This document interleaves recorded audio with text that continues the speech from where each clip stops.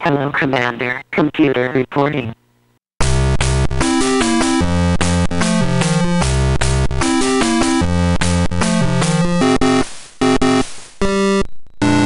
There's some games that I can play over and over again and never get bored of.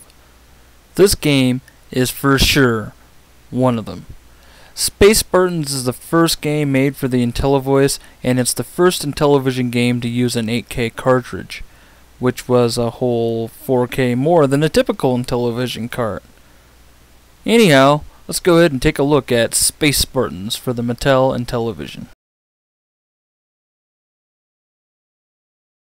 Mattel Electronics presents Space Spartans.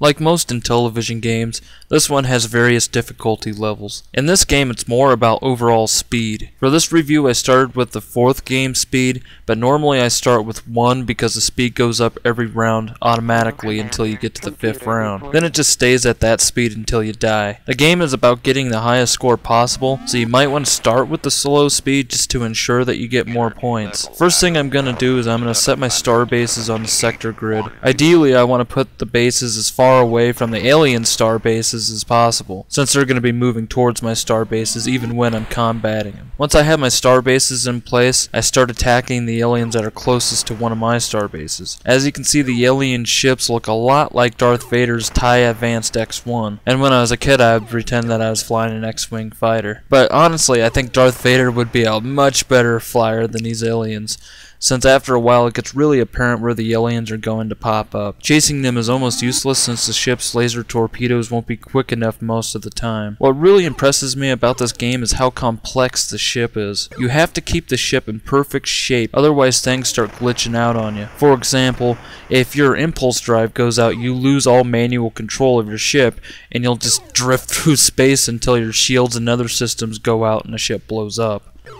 Or if your tracking computer goes out, your laser torpedoes won't quite lock onto the aliens, and that can have negative effects on the battle computer, which is used to automatically fire shots at the aliens. Any of the ship's features can be turned on or off, but really I found keeping them on and all in working order best for getting further in the game. If you do get hit by the aliens, then you have to repair your ship. You can repair your ship while combating the aliens, but it takes longer and it will also take up more of the ship's energy. The fastest way to repair your ship is to go to one of your star bases. Also, the ship's energy will recharge when you're on one of your star bases, but it won't recharge when repairs are being made to the ship. You need at least one star base, otherwise you won't be able to recharge your ship and you will eventually die.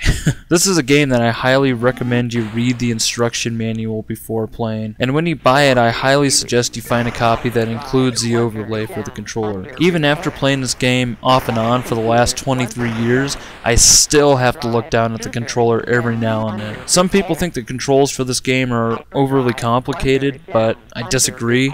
I think having this many options in a console game released in 1981 is epic win. The game that you're seeing actually lasted a little over 40 minutes, but when I start with the first game speed, a typical game usually lasts around 2 to 4 hours. The game ends when either your ship is destroyed or when you run out of energy. The ship is destroyed when the 5 ship systems are destroyed, or there's a 50% chance that you will blow up the ship by using hyperdrive if the hyperdrive is destroyed. The game will subtract points from your final score based upon how many aliens are left, which in all honesty I wish they would have made this game more like Space Battle in the sense that you could beat the game, but regardless of not being able to beat the game, it's still one of my favorite Intellivision games.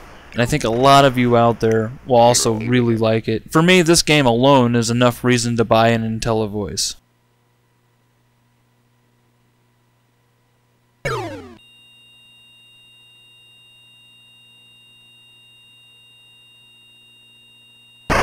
Drive destroyed. Shield destroyed. Battle computer 2/3 down. Under repair. Battle computer destroyed. The battle is over.